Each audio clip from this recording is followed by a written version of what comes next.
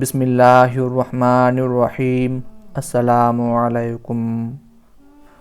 حضور صلی اللہ علیہ وآلہ وسلم کے والد محترم حضرت عبداللہ کو اللہ تعالیٰ نے بہت زیادہ خوبصورتی عطا کی تھی۔ یہ عبدالمطلب کے تمام بیٹوں میں سب سے زیادہ باپ کے لاڈلے اور پیارے تھے۔ مکہ والے بھی آپ سے بہت محبت کرتے تھے، کیونکہ حضرت عبداللہ اپنے چہرے کی خوبصورتی کے ساتھ ساتھ دل کے بھی بہت اچھے انسان تھے۔ غریبوں کی مدد کرنا، یتیموں کے لیے سہارا بننا اور بیوہ عورتوں کے لیے دوڑ دوڑ کر کام کرنا، یہ ان کی زندگی کے خاص عمل تھے۔ حضرت عبداللہ کے چہرے پر ایک نور چمکتا تھا، جو اس بات کا اشارہ تھا کہ یہ ایک ایسے نبی کے باپ ہیں جو ساری دنیا سے گمراہی کو ختم کریں گے۔ ایک دن حضرت عبداللہ بازار سے گزر رہے تھے کہ ایک یہودیہ عورت نے حضرت عبداللہ کو اپنے پاس بلایا، جس کا نام فاطمہ بنت مر تھا۔ فاطمہ تورات اور انجیل وغیرہ کا علم رکھنے والی تھیں۔ اس نے حضرت عبداللہ سے کہا کہ اے عبداللہ، تمہارے باپ نے زمزم کا کنواں کھودتے ہوئے نذر مانی تھی کہ ایک لڑکے کو ذبح کریں گے، پھر تمہارا نام آ گیا، لیکن تمہاری جگہ 100 اونٹوں کو ذبح کیا گیا۔ آج میں تمہیں 100 اونٹ اس بات کے بدلے میں دوں گی کہ تم میرے ساتھ ایک رات گزار لو۔ حضرت عبداللہ تو ظاہر ہے کہ ایک شریف النفس انسان تھے، ان سے تو بالکل بھی یہ چیز برداشت نہیں ہوئی کہ وہ کسی حرام کام میں مبتلا ہوں، تو انہوں نے اس عورت کی بات نہیں مانی اور پھر حضرت عبداللہ وہاں سے اپنے گھر کو چلے گئے۔ کچھ دنوں کے بعد عبدالمطلب نے اپنے بیٹے عبداللہ کی شادی مدینہ کے ایک بہت اونچے خاندان کی بیٹی حضرت آمنہ سے طے کر دی، اور پھر کچھ دنوں کے بعد دونوں کی شادی ہو گئی اور حضرت عبداللہ بی بی آمنہ کو لے کر اپنے گھر آ گئے۔ کچھ دن بعد حضرت عبداللہ کو وہی یہودیہ عورت بازار میں پھر سے ملی اور وہ کہنے لگی کہ اے عبداللہ، میں کوئی بدکار عورت نہیں ہوں، بلکہ میں ایک شریف گھرانے سے تعلق رکھتی ہوں۔ میں نے اس دن جو تم سے کہا تھا کہ میرے ساتھ ایک رات گزار لو، وہ صرف اس وجہ سے کہا تھا کہ میں نے تمہارے ماتھے پر آخری نبی کا نور دیکھا تھا۔ میں چاہتی تھی کہ وہ نور مجھے مل جائے اور میں اس نبی کی ماں بن جاؤں، لیکن تمہاری بیوی آمنہ اس میں بازی لے گئی۔ حضرت عبداللہ اپنی بیوی حضرت آمنہ سے بہت زیادہ محبت کرتے تھے۔ حضرت آمنہ بھی بہت زیادہ خوبصورت تھیں۔ شادی کے 2 مہینے بعد ایک دن حضرت عبداللہ نے اپنی بیوی حضرت آمنہ سے کہا کہ اے آمنہ، مجھے 3 دنوں کے بعد ملک شام کی طرف کاروبار کے لیے سفر کرنا ہے، تاکہ کچھ پیسے کما سکوں اور اپنے پیدا ہونے والے بچے کے لیے کچھ چیزوں کا انتظام کر سکوں۔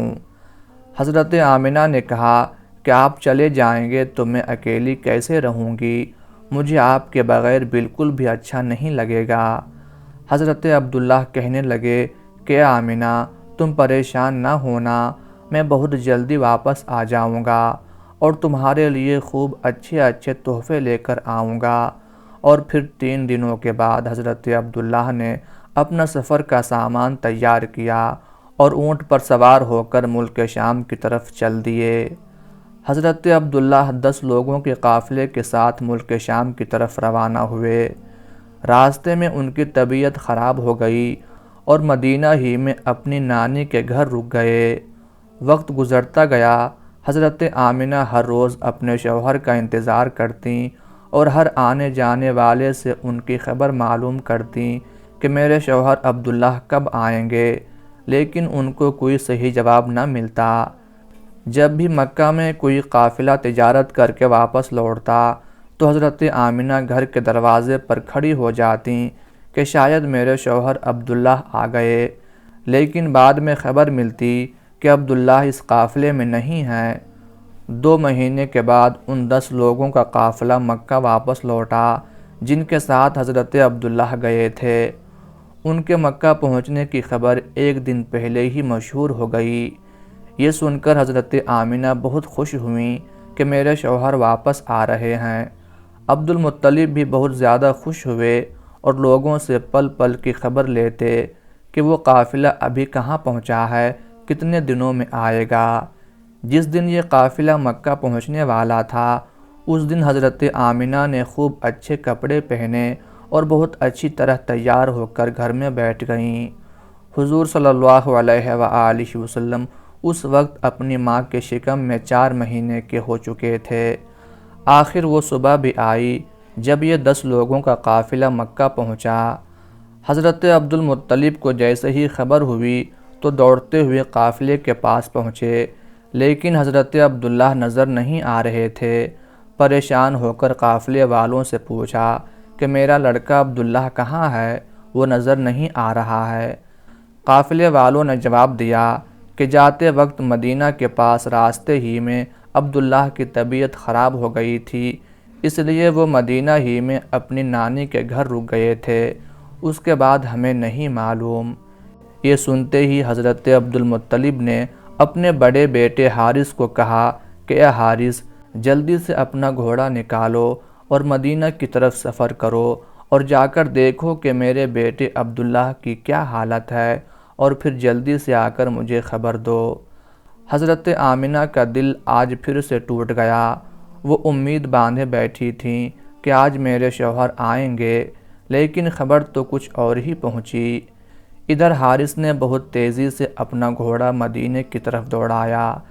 3 دنوں کے سفر کے بعد وہ مدینہ پہنچے اور نانی کے گھر جا کر معلوم کیا کہ عبداللہ کہاں ہے، تو ایک دل کو دہلا دینے والی خبر ان کے کانوں میں پڑی۔ گھر والوں نے بتایا کہ اے حارث، عبداللہ کی طبیعت بہت زیادہ خراب تھی، انہیں دل کا دورہ پڑا تھا اور ان کی ابھی 1 مہینے پہلے وفات ہو چکی ہے۔ ہم نے انہیں نابغہ نام کی جگہ پر دفن کر دیا ہے۔ یہ سن کر حارث کی بھی آنکھوں سے آنسو آ گئے، کیونکہ وہ بھی اپنے چھوٹے بھائی عبداللہ سے بہت محبت کرتے تھے۔ اور پھر یہ واپس مدینہ پہنچے اور اپنے والد عبد المطلب کو خبر دی، تو حضرت عبد المطلب کے ہوش اڑ گئے اور ان کی آنکھوں سے آنسو بہنے لگے، اور اپنے بیٹے عبداللہ کی وفات کا غم برداشت نہ کر سکے، لیکن فوراً خود کو سنبھالا اور سارے لوگوں کو جمع کر کے کہا کہ اے لوگو، آمنہ کو اس کی خبر نہ ہونے دینا، کیونکہ اس کے پیٹ میں عبداللہ کا بچہ ہے۔ میں چاہتا ہوں کہ میرے عبداللہ کی نسل آگے چلے، وہ بے اولاد نہ رہے، اس کے گھر بھی ایک لڑکا ہو جو میرے عبداللہ کا وارث بنے۔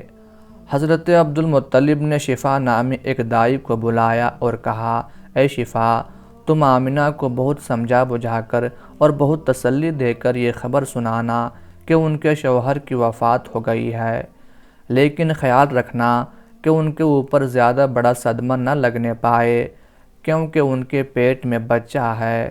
حضرت آمنہ گھر میں بیٹھی انتظار کر رہی تھیں کہ حارث اپنے چھوٹے بھائی عبداللہ کو مدینے سے لے کر آ چکے ہوں گے اور میرے شوہر عبداللہ ابھی مجھ سے ملنے گھر آئیں گے۔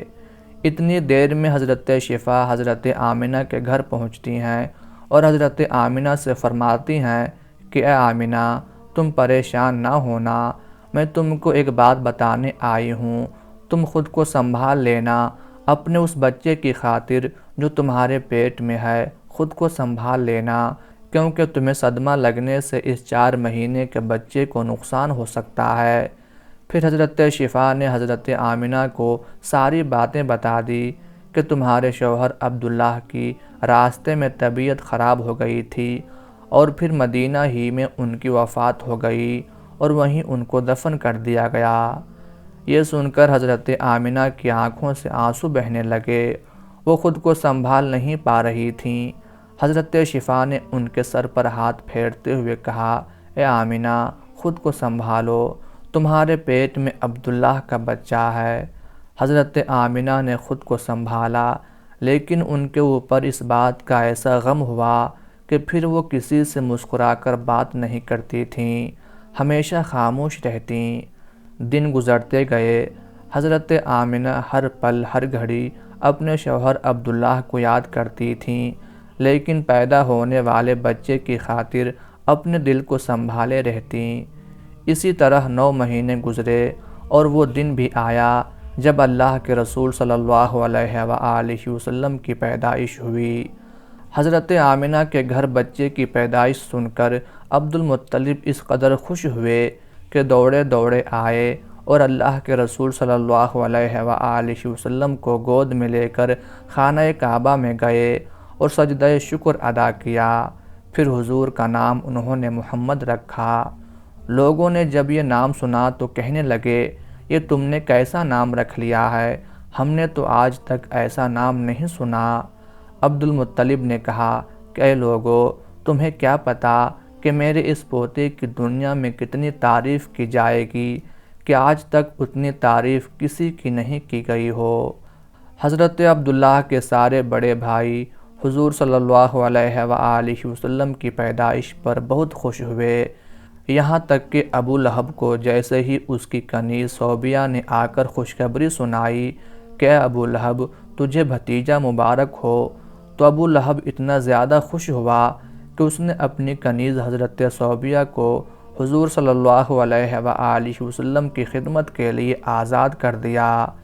یہ ان خوش نصیب خواتین میں سے ہیں جن کو امام الانبیاء رحمۃ للعالمین صلی اللہ علیہ وآلہ وسلم کو دودھ پلانے کی سعادت میسر ہوئی، کیونکہ ابتدا میں آپ صلی اللہ علیہ وآلہ وسلم کو حضرت آمنہ نے اور ان کے بعد حضرت صوبیہ نے دودھ پلایا۔